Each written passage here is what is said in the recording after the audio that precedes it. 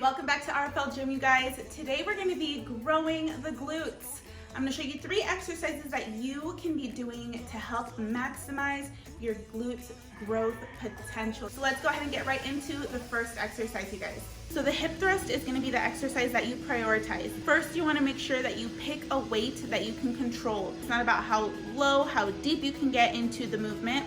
It's about how well you can lock out your hip at the top. Some of us just prefer to hip thrust heavy. Some of us prefer to hip thrust light. If you rather hip thrust in a higher rep range, we're talking about 18, 20 reps, of course the weight is going to be a lot lighter. If you prefer to hip thrust heavy, we're talking 4 reps, maybe 2 reps, all the way up until like the 8 and 10 rep range. The weight is going to be heavy, but still making sure that you pick a weight that you can fully lock out at. Again, it's not about how low you can get, it's not about how deep you can stretch your glute, it's about how well you can lock out the weight in the hip thrust. The next exercise that I'm going to show you is going to be the banded side step. Most of us have booty bands already. This one in particular is a cloth material and it's super heavy resistance. If you don't have one of these and you have those elastic bands, those are going to work too. The main thing here is that you want some kind of resistance. The only problem with the elastic bands is sometimes they don't give you enough resistance, so you don't end up feeling the muscles activate. You don't really end up feeling any kind of a burn. So with this exercise in particular, we are going for more of a pump feeling, more of a burning feeling in the glute.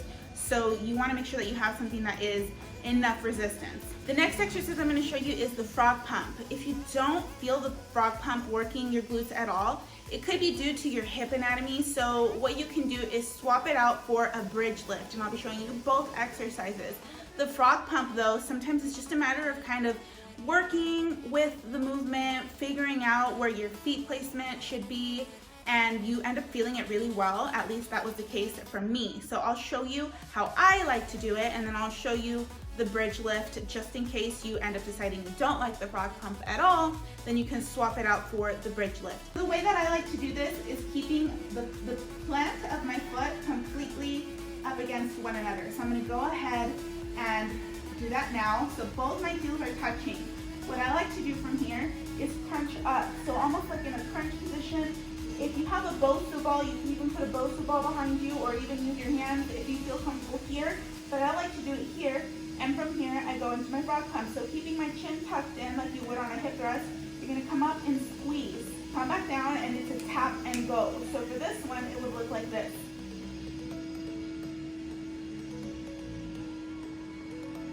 Now, if that doesn't work, feet completely flat. Again, I like to keep my chin tucked in and then just go here.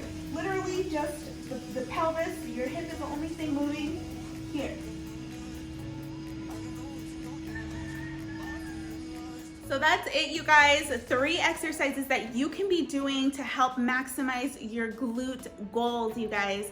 Make sure that you do these exercises, prioritize them, pick the rep ranges that you like best, pick weights that you can control, and you're gonna be well on your way to growing your best glutes. If you enjoyed this video, don't forget to like, share, subscribe. Let me know what you would like to see in future videos by leaving me a comment down below. Let's connect on Instagram at Lisette Rivas and at RFL Gym, and I'll see you in the next video.